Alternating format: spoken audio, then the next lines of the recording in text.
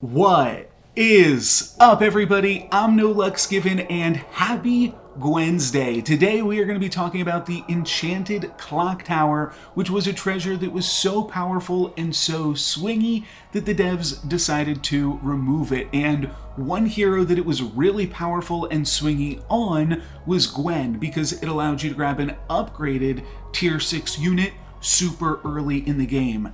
And I was lucky enough to get an Enchanted Clocktower game on Gwen before they took it away, but I was unlucky enough that I forgot to press record.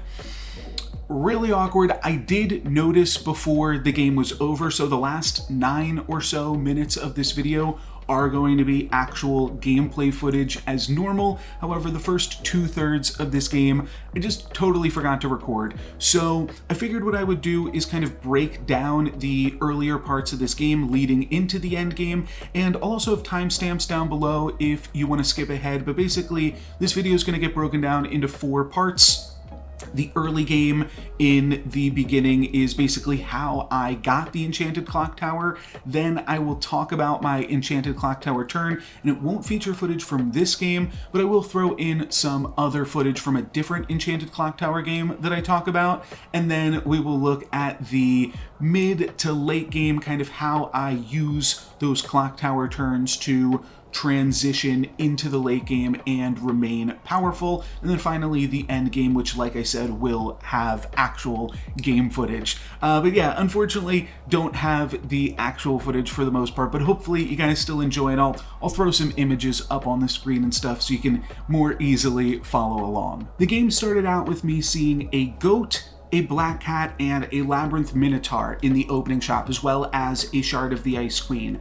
And from there, I do really like the black cat plus minotaur combination of units. So I picked up the minotaur, locked the shop. Then on the second turn, another minotaur rolled into the shop. So I do like the potential of trying to, now, I mean, like, double minotaur plus black cat is even better, because then you're getting a pair of 3 ones out of your black cat, and that's basically Mad Mim territory. So I decided to cycle the goat. I bought and sold that, and then picked up the black cat for this turn. Frontline the black cat, backline the minotaur, basic stuff, and then locked onto Minotaur plus Shard of the Ice Queen going into turn 3. And turn 3 presented itself with a really interesting shop, because another black cat rolled into the shop, as well as a Cinderella and a Lonely Prince. And I'm really thinking that I want all 4 of these units, and they all seem pretty reasonable.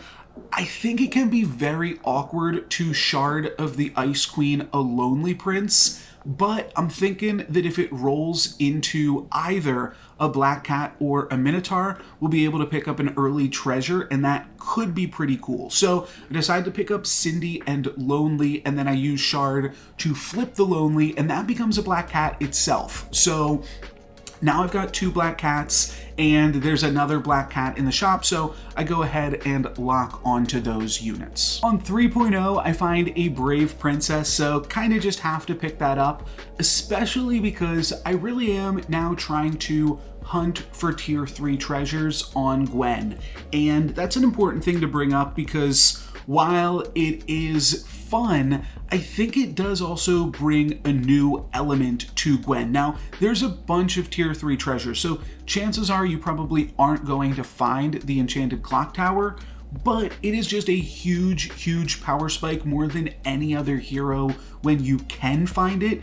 And for that reason, I think that it really is worth going out of your way a little bit to pursue those tier 3 treasures when you're playing Gwen. And when I triple my black cats, I also grab a Runestones, and that could be potentially a little bit awkward with the Brave Princess, but we've got a Cindy that is also now halfway done, because I get to pick up a Candy Rain this turn as well. So we're going to be really close to grabbing a tier 3 treasure from Cindy, and next turn, 3.1, I actually find myself with a Genie's Wish. So I pick that up.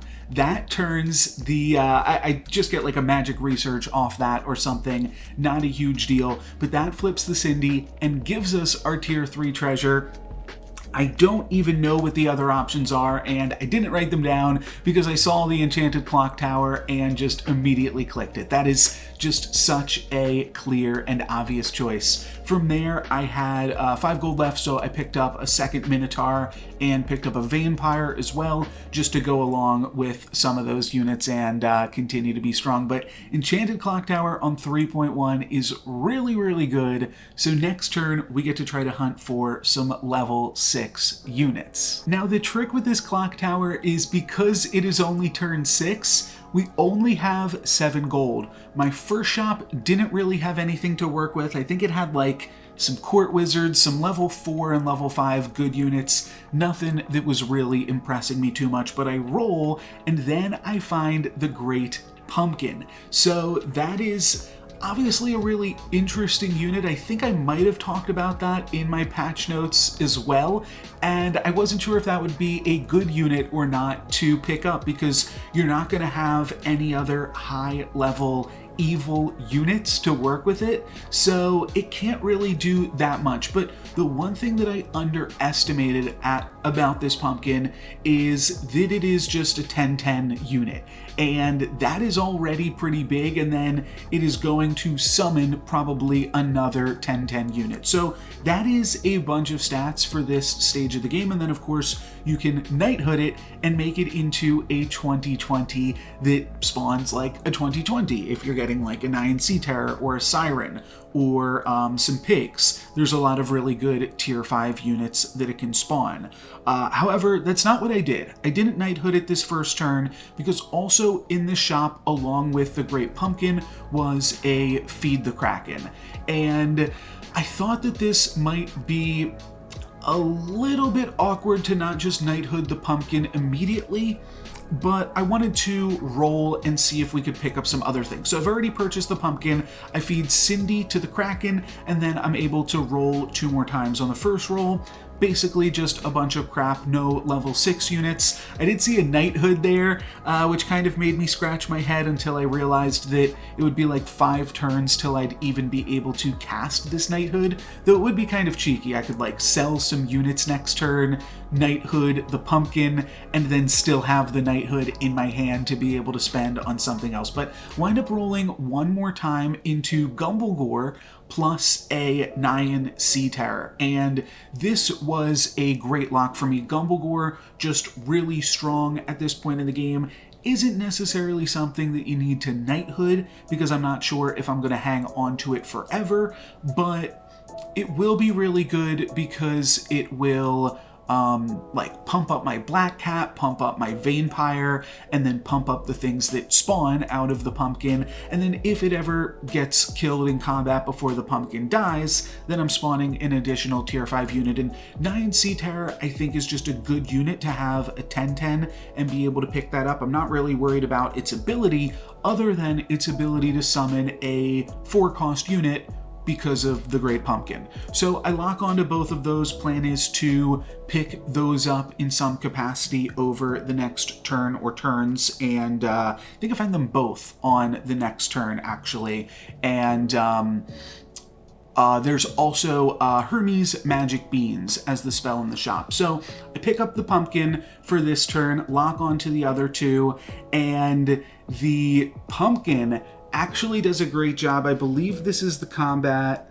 Let me see. Yeah, the pumpkin winds up killing 2 prized pigs on my opponent's side of the board. The pumpkin actually doesn't even crack open. It's just a 10-10, just a large unit, and that's enough to get the win and give me some additional gold. So the next turn, let's see, that would be turn 7, so I'd have 8 gold plus 2 from the 2 prized pigs. I think what I wind up doing is selling one of the Minotaurs, and then I can purchase both Gumblegore and the Nyan Sea Terror. And there was a little bit of something that I went back and forth with on this turn because we did have the Hermes Magic Beans, and we were only 1 trigger left on Brave Princess. So I thought about casting the Hermes Magic Beans to just ensure that the Brave Princess would slay. I decided to not do that, and this is the turn that I knighthooded my Great Pumpkin. And then I just slid the Brave Princess in the back, and maybe it gets to slay, maybe it doesn't. It wound up getting the sleigh. So that all worked out very, very well for me. And then I let the Enchanted Clocktower shop go away. But still, a really, really good use of the Enchanted Clocktower. It's really interesting to realize that you're also going to get tier 6 through 4 spells when you enchanted Clocktower. So maybe there are ways to make use of knighthood. You probably don't want to make use of Pigomorph. That's probably too big of a gold investment. But there was also a sweet game that I played a few days ago, just to bring up a little bit here, where I cast a hi-ho on my turn after I used the Clocktower, because I locked a hi-ho and some other things in the shop, and that hi-ho actually, oh wait, no, I must have had to do it the same turn. I'm not sure, but it gave me a Lordy. That's the important thing, that the hi-ho was able to give me a Lordy. I must have cast it on the same turn because I was probably locking the shop for some other things that I didn't have the gold to purchase, like I was locking for, we'll say, an Ashwood Elm or something, but I only had 3 gold left, so I ripped off a hi-ho. That gave me a Lordy. Then I was like, well, maybe I should be playing Dwarves now. That was an interesting game, though, too. And yeah, that's just something interesting to think about. That was the Clocktower. Was really, really impressed with that, and that gave me just so much strength moving into the mid to late game. And then I also had a tier 3 treasure to pick up because of the Brave Princess. So the options there, one of them I remember was Ring of Revenge, which I did briefly consider because how it could synergize with summons like the pumpkin that we had, but there was also a Crystal Ball, and the reason that I took Crystal Ball was because I felt like I was powerful enough with all of the other things going on that I could make a more speculative pickup. And it might pay off, it might not. Maybe we find like an Aeon. We've got the Gumblegore to pump up the Aeon already, so that's kind of kickstarted. And maybe we could find our way into a little bit of a mage comp. Just because I've knighthooded a pumpkin doesn't mean that I have to play scams. It means that I'm already set up very well to go into a scam comp. But if I feel like I'm ahead of the rest of the players in the lobby, which maybe I am, maybe I can use that to get even bigger, and then they've got to scam me. I don't have to worry about scamming them. So pick up the Crystal Ball, and then I roll into a Turkish Delight, which is also another way that I'm really looking to press my advantage here. Because the important thing is the Gumblegore, a great Pumpkin King, Nyan Sea Terror even too, just all of these great cards. I really don't think that I'm losing a combat anytime soon, and so I want my purchases not to make me stronger on the board, but to give me potential ways to scale this comp into the future. So Crystal Ball and some XP both in one turn, very good. That moves me on to the next turn, where we are now on 5.0.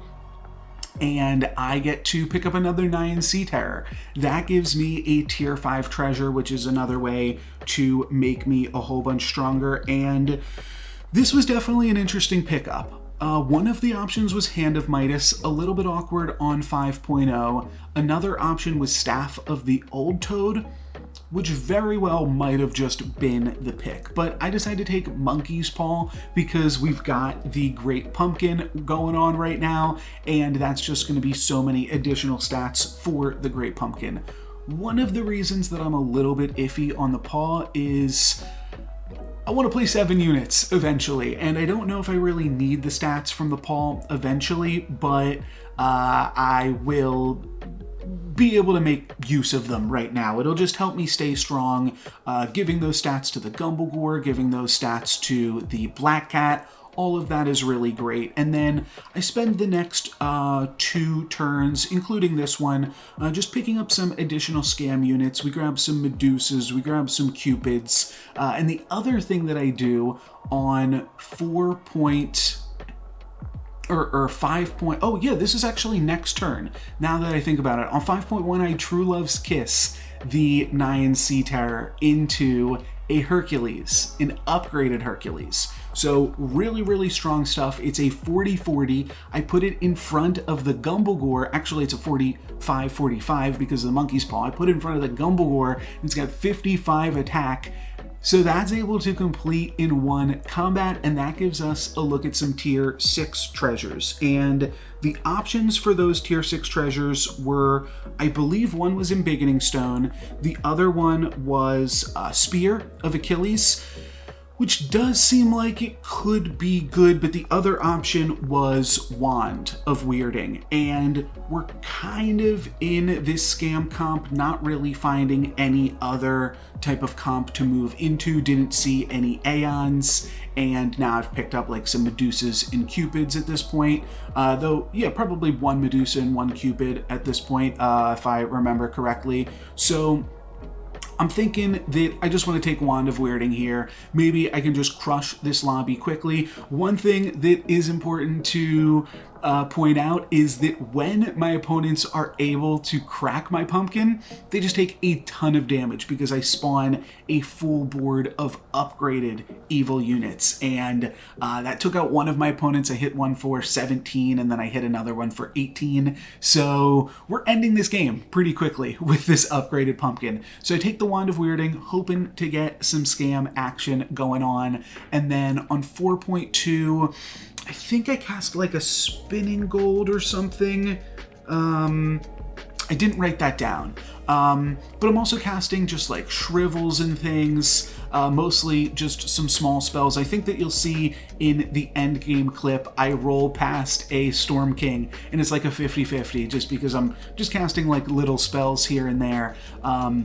But on 4.2, I also see a Shard of the Ice Queen. I had like 6 gold left, so I decided not to lock it going into 6.0, but a Shard of the Ice Queen on this Hercules could be really cool. We never actually wind up finding one though, and then I think now is when I will throw you guys to the end game clip. One other thing, I did just have so many scam units. I had 2 Medusas, 2 Cupids. I actually wind up tripling a Medusa as well, just because I really didn't have too much else to do, and I figured it would be a fine use of my gold. I could still replace the crystal ball with something and find a summoning portal, which is actually a pretty good treasure for the type of comp that I have got working on. And then I think that'll be where I can throw you. I don't think that I found any more. Well, let me check on the clip for the end game. 1 second. Okay, yeah, I did. I wasn't sure, but I have found another pumpkin, and then I've also put in some pigs. And I'm only playing 6 units because we've still got this monkey's paw, and I'm just rolling for potentially some more ways to scam. Throw in another shrivel. That's not the first shrivel that I've cast. I potentially want to cast some drink me potions or something too, but really just roll in, hoping to find some more pumpkins and things that we can add some additional scam to this board, and we actually do find another great pumpkin. So this is a little bit awkward because I will have to sell 4 of my units, so I'll either have to get rid of this Hercules or I can just get rid of these 3 big pigs, not really using them anymore, and still just hanging on to that Herc in case we find a Shard of the Ice Queen and can just easily find an upgraded evil tier 6 unit. But we're on to the top 3, and I finally realized I wasn't recording, so I just hit that record button to record the end of this game. I was feeling pretty confident the whole time. We are now the lobby leader with 18 health and feeling quite strong, but we're not the only scammer in this lobby, so some things certainly could go wrong.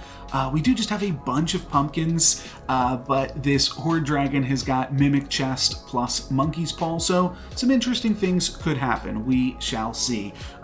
Getting to summon some extra things off the pig, off the pumpkin, is pretty nice as well, because that is going to mean that the summoning portal is just doing some nice additional work here. And then my opponent does have a pumpkin as well, so it's going to summon a pair of Aeons for them, and then we'll summon a few more things. And this does look like it is going to be strong enough to win, but it is going to be just short of getting a kill onto my opponent. We hit them for 12, down to 3, but still a pretty dominating performance. And then Pied Piper might have even just lost to a ghost there that we had defeated.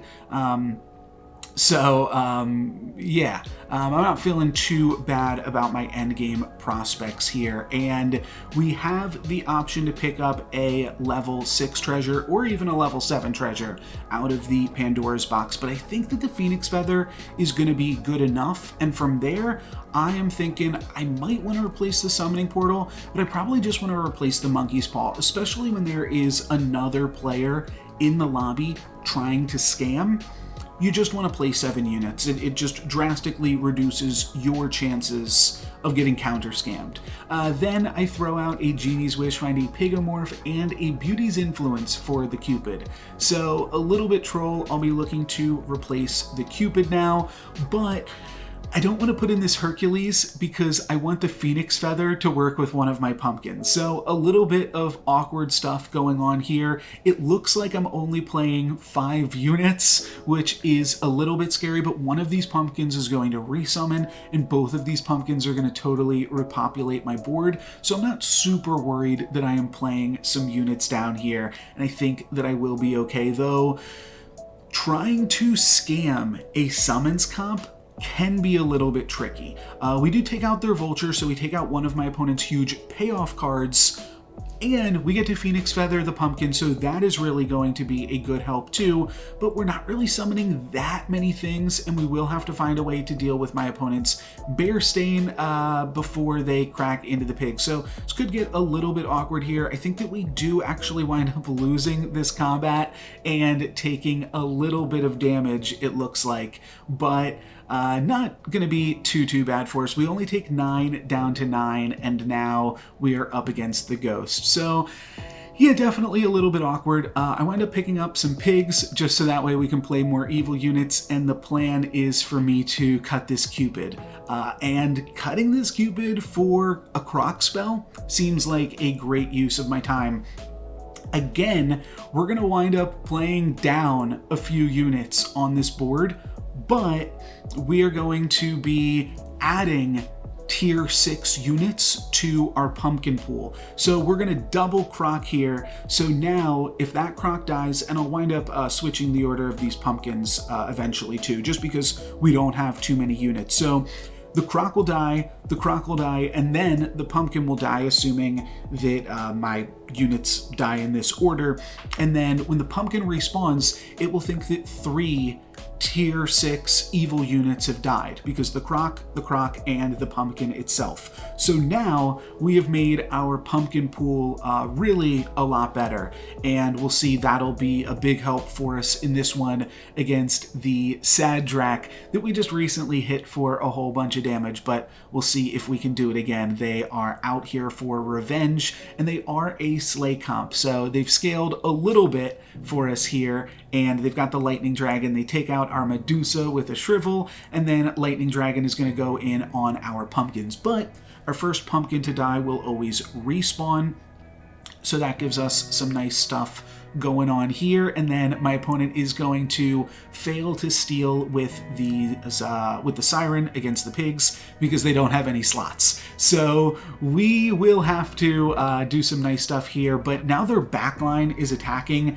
and we just stole a pair of Shadow Assassins from my opponent. So ultimately all of this is going really quite well. We're going to get in with Aeon, so we'll even have some cheaper spells this turn, and we hit Sad Drac for another 23, and now we are on to the finals. So I do want to make use of my cheap spells. I am thinking Monster Book could be a good unit to throw in here just to potentially get a scam of some capacity. I do see the Rotten Apple Tree, but my opponent is on Scam. Rotten Apple Tree isn't really a good scam card against scam comp, so I'm thinking we can probably do better than the Apple Tree, and then I find another Cupid, and that seems pretty good. I think that it's a little bit awkward that we're not really making use of our Aeon because we've got the double cast on a cheap spell. We could go ahead and just sell Hercules to be able to roll one more time, but ultimately I just go for the Candy Rain, give +2/+2 to the Monster Book and the Cupid. And the important thing that I am doing here now, I guess it doesn't really matter because we've got the one Croc inside of a or we've got the pumpkin inside of a croc in the center, but making it so that that is my unit most likely to get attacked into to play around my opponent's Doom Breath. I do also briefly consider potentially like cutting the monster book or something just to really reduce the chance that my pumpkin gets attacked into like it does there, but not going to be a huge deal regardless. My opponent has found a really cool comp that they've put together here. They have picked up a Mirror Mirror. Now they have Mimic Mirror Mirror, so that is going to be a little bit scary. Whatever dies first is going to resummon twice for my opponent, so they wind up getting another Medusa, and if we clear a slot like we just did, they are potentially going to grab an additional pumpkin. So this could be really, really awkward for us. It does look like we'll be giving my opponent 2 pumpkins to my 2 upgraded pumpkins. So this is going to be a really, really close battle. We've got the summoning portal as well, and it's anybody's guess who will come out on top. A bunch of scam on both sides of the board. We cracked my opponent's second pumpkin, and now I'm looking pretty good, because we've got Cupid plus upgraded pumpkin to their nothing. They've got a Medusa, and yeah, then we are eventually able to take it and hit my opponent for the full 27 there, just in case there were any doubters. But a really, really interesting endgame. That's why I figured it was still worth showing to you guys, despite me not having the footage for the first half of the game. Hopefully next time I find an enchanted clock tower, I can use it to go back in time and remind myself to press record at the start of the game. But that is going to be it for me for this one. Hopefully you guys still enjoyed a little bit of a different take on content, not out of purpose fully, not on purpose, but out of necessity, but still a really, really sweet game, and hopefully I did it enough justice that you can see the power of pursuing the enchanted clock tower. Happy Gwensday. That is going to be it for me today, guys. Thank you very much for watching. I'm NoLucksGiven. Peace.